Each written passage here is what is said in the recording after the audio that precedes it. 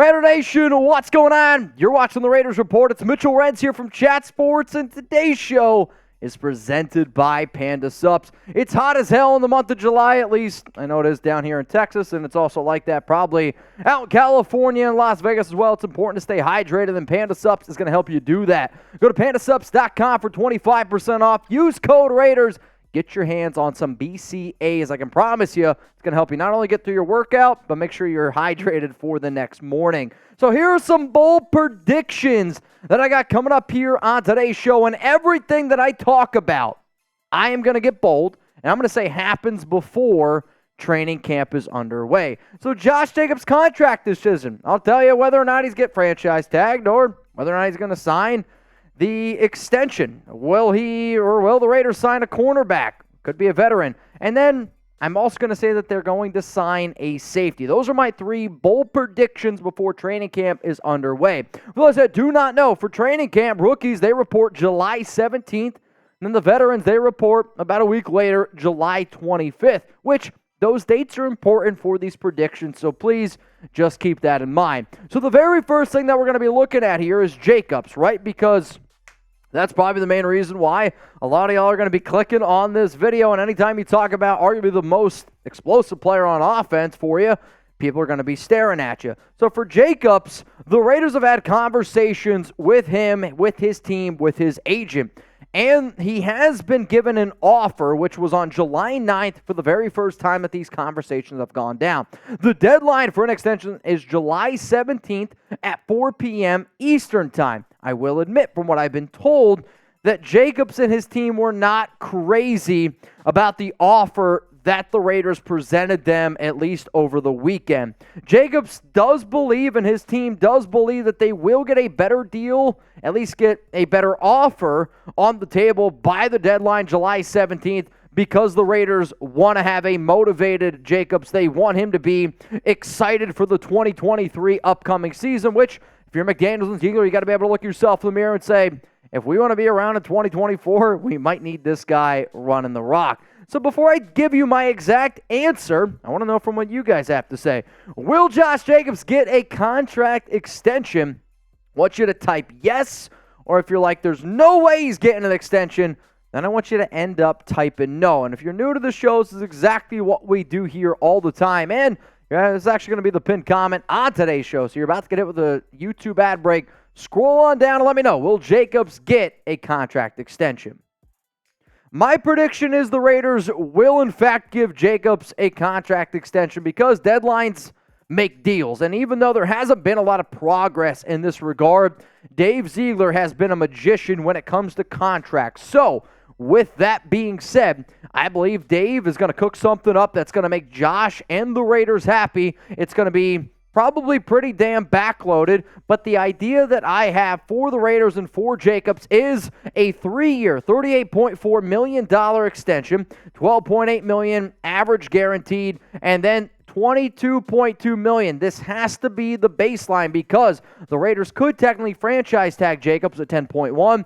Then they could franchise tag him again next season at 12.1. You add those numbers together, fully guaranteed, it comes out to 22.2. If I'm the Raiders, you got to give Jacobs at least $22.2 million in guaranteed dollars. Now, the other option, which the Raiders have done recently, is they've given 2-year extensions. And if you're going to do this, I believe that it ends up being fully guaranteed. So 2 years, $26 million, $13 million a year, 26 of that is fully guaranteed for Josh Jacobs. Coming up next here, another bold prediction. Find out which cornerback the Raiders are going to end up signing. And I already know a lot of y'all probably think you know what the bold prediction is going to be, but you got no idea, because if I were to sit up here and say it's Marcus Peters, guess what? That shit ain't bold at all. I do know this, though. Whether the Raiders extend Jacobs, whether they go out and sign a corner, whether they sign a safety, if that ends up going down, we're going to be making a video, and if it's big enough news, we will go live. To make sure that you never miss a video here and to make sure you never miss anything around the silver and black, hit that subscribe button, turn on those notifications, and I want to give a shout out to some of the peeps that are a part of the Noti Gang. If you don't know what the Noti Gang is, it's people who have got that notification bell turned on underneath each and every Raiders Report video and do a lot to try to be that very first person to comment. So, shout out to Eddie, Isaac Hernandez, Junior, D, and Darth Raider for being a part of the Noti Gang. I salute you. Also, you want to talk about a bold prediction? I don't know who predicted this, but shout out to Tano Raider 16. I've been making content for a long time, man. And the fact that somebody was willing to get the Raiders Report logo tattooed on their arm, that's the biggest salute that I could possibly give. If you're not willing to realize what we're doing here, I mean, that goes to show, man, we are creating an awesome fan base, an awesome family here at the Raiders Report. And to be real, if you guys get this tattooed on you, the Raiders Report logo, I'll do a boot on the house. There's no doubt about that. Tano, from the bottom of my heart, man, cheers to you. Much love. I can't even tell you how much I appreciate it. Go spam Tano Raider 16 down in the comments. All right, so let's talk about now my bold prediction here with the Raiders and going out and getting a very solid player. And when I don't know if I should say a very solid player. He's an interesting name that's been creating a little bit of headlines right now. And I know I said it's not going to be Marcus Peters. So we're going to go with an interesting name that I don't know if a lot of y'all are keeping tabs on, but I was told by a source that the Raiders are interested in Mark Gilbert. And some of you are like, who the hell, Mitch, is Mark Gilbert? I'm glad you asked. Well, he's a cornerback, and I was told that they're at least doing their due diligence on the 26-year-old. So last season he played for the Pittsburgh Maulers. If you don't know what that is, it is the USFL. And I wanted to get bold. That's what this entire show is about. So he led the USFL with 4 interceptions and 15 pass breakups, I guess, this past year for the Maulers. And it's no secret. The Raiders have been looking at the cornerback position. They're going to evaluate their talent from top to bottom. And if they believe that they can add an extra player, cool. Like, you can have that player come in and compete, which is what the Raiders want. They want guys that are going to come in, intelligent players, and that they're going to compete. So my second prediction is, yes, the Las Vegas Raiders signed USFL cornerback Mark Gilbert. And I understand that not a lot of people probably know who he is. I had to do some homework today, had to watch a little bit of film on him, and we'll get into some breakdown of that. He's 6'1", 190 pounds. He played college at Duke, and he's 26 years old right now. Last season, his 2022 stats, those are USFL stats, so please keep that in mind. 32 tackles, 15 PBUs, and 4 interceptions. He has bounced around on different teams from time to time. He's been on the Steelers. He's put up most of his numbers, I believe all of his numbers, with the Detroit Lions, so that is something to keep in mind. And here is his career NFL stats in 8 games. 3 tackles, 1 PBU, 1 forced fumble, 0 interceptions against him. And I believe that all came in, I want to say 2021 with Detroit. If you're wondering, all right, well, what else could we potentially know about Gilbert? He is an intelligent player, especially when it comes to jumping routes. Like, the fact that the Raiders are looking at Marcus Peters also indicates to me that they want somebody that's aggressive, and that's what Gilbert is. From his time at Duke, he was always a player that if you wanted a turnover, he was going to try to get it. Now, he's been burnt more than once or twice in his career, and he got away with a lot more in the USFL. He's not going to get away with nearly as much in the NFL, but he's also a physical player, and he can play special teams. Durability is one of the biggest reasons, though, why he probably found himself in the USFL. Teams didn't want to take a chance on a guy that was 25 years old, considering the fact that he missed 2018, 2019, and 2020 with hip and foot surgeries. And I don't know if the Raiders want to deal with any more foot injuries, that I can tell you. But when you look at this Raiders cornerback depth chart, okay, do I think that he's good enough to be in the top 6 right now of our players? No, probably not.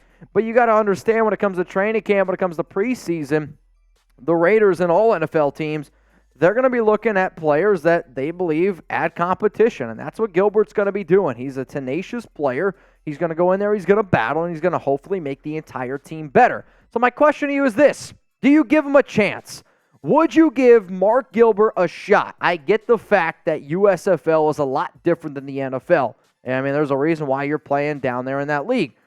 But I also know that if players are playing with a chip on their shoulder, and if he is finally healthy, who knows? He's 26 years old. Would you give him a shot? Type C for chance, or it's not worth it, Mitch. Don't do it. Type D for don't. I wanted to do a bold prediction show, and if they go out and they sign him, I don't know if that's bold or not. I think it's pretty bold to add a USFL player. That doesn't mean that he makes the 53-man. I'm just simply saying I do think it happens before training camp gets underway. Coming up, my final bold prediction before Raiders training camp is underway. Find out which safety I believe that the Raiders could potentially sign. Before I show you who that person is, hey, remember, today's show is presented by Panda Sups. And if anybody out there needs to learn how to stay hydrated, I got the perfect supplements for all y'all. Listen up right now. We got branch-chain amino acids. They stand for BCAAs, and if you're a loyal watcher of the show, we talk about BCAAs a lot. Also, we got essential amino acids, EAAs, and hydration are all important factors to consider, especially during the summer when your body's hydration needs increase due to the higher temperatures and increased physical activity. BCAAs play a vital role in muscle protein synthesis and can help support muscle recovery and growth. EAAs are crucial for protein synthesis, muscle repair, and overall health. They support energy production and immune function. In summary, BCAAs and EAAs can support muscle recovery, growth, and overall health, while proper hydration is crucial for maintaining bodily functions and preventing dehydration. Considering these factors during the summer can help optimize performance, support recovery, and promote overall well-being. So whether you're trying to recover from a Raiders Report watch party or whether you're trying to recover in the gym, maybe you went for a jog, go to pandasups.com. Code Raiders, 25% off. That link's going to be available for you guys down in the comments and down in the description of today's show. All right, let's go to my final bold prediction. You ready? The Las Vegas Raiders will sign safety John Johnson. I know this is a big name here, but guess what? I wanted a bold prediction, and I'm trying to get bold here on today's Raiders Report show. The reason why that I'm going with Johnson is because the Raiders have had their eyes on him for multiple off seasons. And I get that it's different regimes, but sometimes certain coaches just fall in love with certain players. And if they are interested in bringing in a veteran in the secondary, I do think Johnson is an intriguing player. Marcus Peters, let's be clear, he is the favorite in terms of bringing in somebody, but that was not bold to me, and this entire show is about being bold. When you keep tabs on a player, it means that you're just trying to see where they go, who they're talking to. And for the Raiders, man, they've been keeping their eyes, from what I've been told, on Johnson since March. There's still a lot of safeties out there. There's a lot of talented players, and I look for in a safety a guy that can cover. The Raiders drafted Chris Smith. They like him a lot out of Georgia, and he has some upside. There's no doubt about it. And Trevon Merrick entering year 3.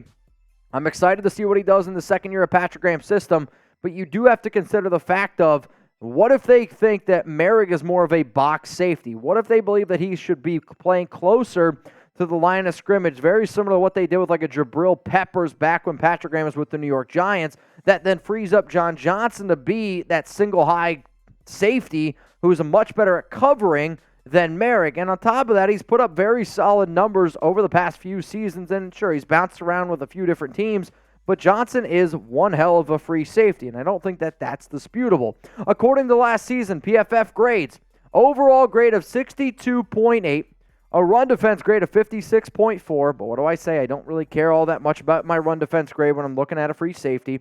Coverage, though, it's a weird number, unlucky number, but it's an all right number, 66.6.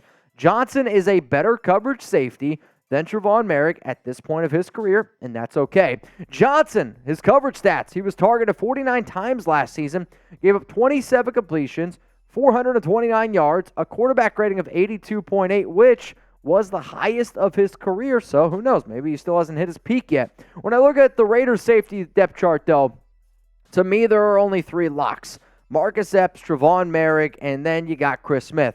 I do think that the Silver and Black could look at Polamayo and moving him to a linebacker, which could mean some interesting things, for Roderick Teamer, Jaquan Johnson, and I do think that at least one of those guys ends up making the practice squad, and who knows, maybe they keep Teamer because of his special teams ability. In terms of Johnson, we talked about Peters. I do think that these are some other veteran defensive backs that Las Vegas could consider signing before training camp, or honestly, man, even in the middle of training camp, or even in the middle of August. On the left side is your cornerbacks. You got Marcus Peters, Casey Hayward, Fabian Moreau, William Jackson.